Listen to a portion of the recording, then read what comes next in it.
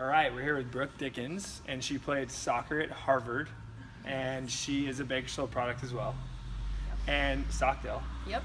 And I was able to work with her as a young kid growing up, and even through college.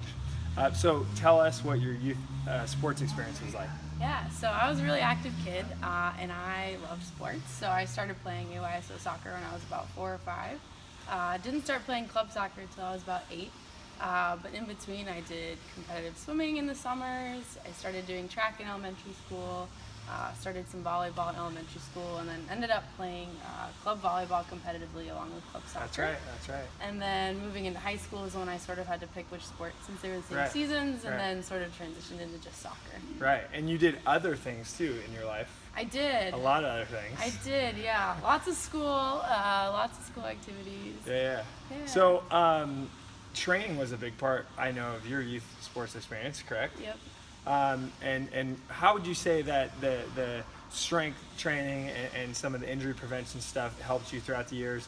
And then going into college, what do you think? How do you think it helped you in that realm too? Yeah, so in soccer, one of the most common injuries is tearing an ACL, and I was very fortunate to never have that injury, and I credit that a lot to being really taking precautions with doing strength training, so I was strong in my legs, but also giving my body some rest time and recovery. Yeah. Wait, you said recovery, right? Yes. Okay, just checking. Yeah. Recovery is very good. Yes. Do you feel like you got more recovery in college than you did like even at club?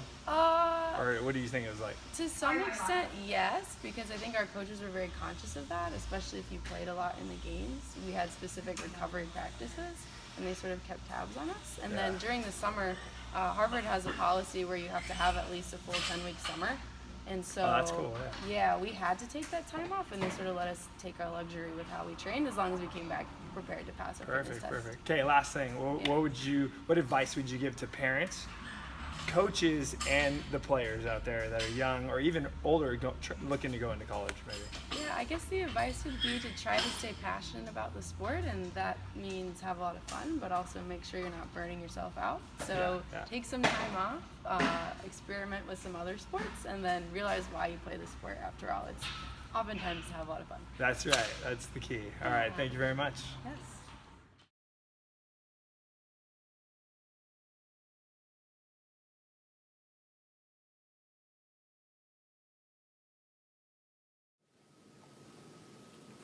What's up, E? Mike Sullivan here, Denver Broncos quarterback coach. Happy to visit with you today and share some thoughts. I know a couple questions that you had down here for me. First was, what was my experiences like as far as youth sports growing up?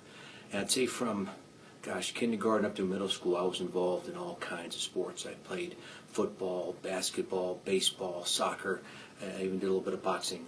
And then once I got to high school, I focused more on football and track and field, and that was a great experience for me, and moved on to college. I know the one question that you asked me to talk with the group about today, something that most recently we were at the Combine, where all the NFL teams go to evaluate all of the prospective draftees by position, offense, defense, special teams, and so forth. And one of the things that comes out time and again is we talk to these athletes, particularly as a quarterback coach. I say, what are the positions, or what are the sports that you play in high school or college? And obviously college they're probably more zeroed in on their football, but high school is the big one I'm looking for, and it really is important. It means a lot as an evaluator to know that that young man has played basketball, he played baseball, maybe he was involved in track and field, he did some other sports. And it's important for a couple of reasons, because obviously we have to evaluate his skill set. Again, from a quarterback standpoint, how accurate is he? What decision does he make? How does he play the game? What are his fundamentals like? His situational awareness, all that good stuff. But in terms of getting that background, if a young man has played basketball, if he's played baseball as a shortstop, a second baseman, I know he's developed some of that eye-hand coordination, some of that quick decision-making, that it really applies. It can apply even to football, it applies to all sports.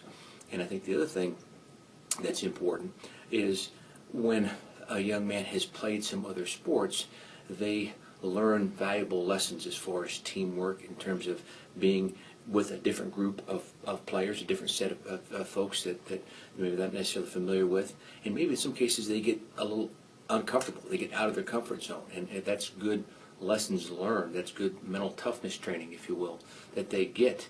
That maybe they're not as comfortable being that point guard, but they end up going through that, and they get better, and they improve, and they sharpen those mental skills, and that mental toughness will transfer over to a sport like football, to the sport that maybe they're most passionate about.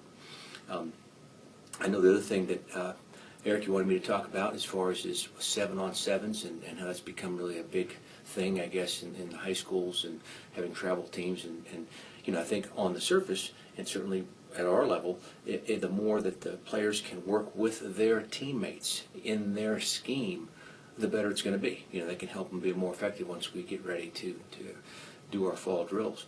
But I would be a little bit hesitant in terms of just going with a bunch of other players that aren't necessarily your teammates, and then having a coach a quarterback who's not your quarterback, or coaches who aren't your coaches, and just kind of put together. I think there might be a little bit more to be gained when that's done with the high school, with the coaches, with the people that are going to be the ones that you're going to be going into the field of play with there in the fall. So I would advocate that, and I'm checking my cheat sheet here.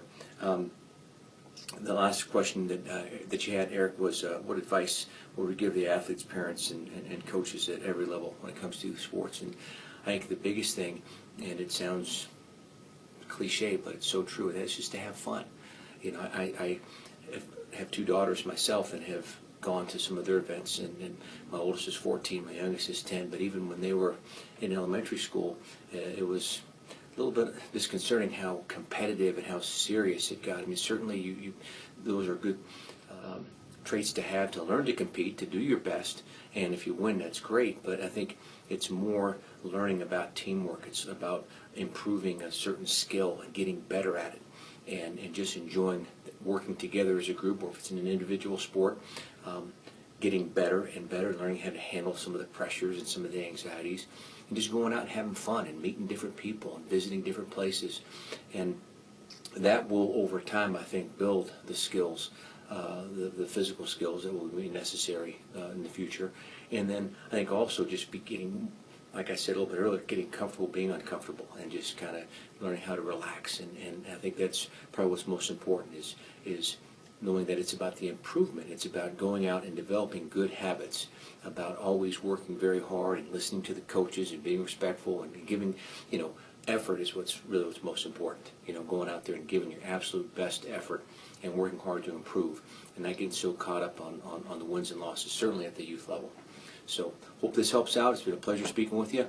Eric, I'm a little long-winded. You have to use your editor, but thanks a lot. God bless.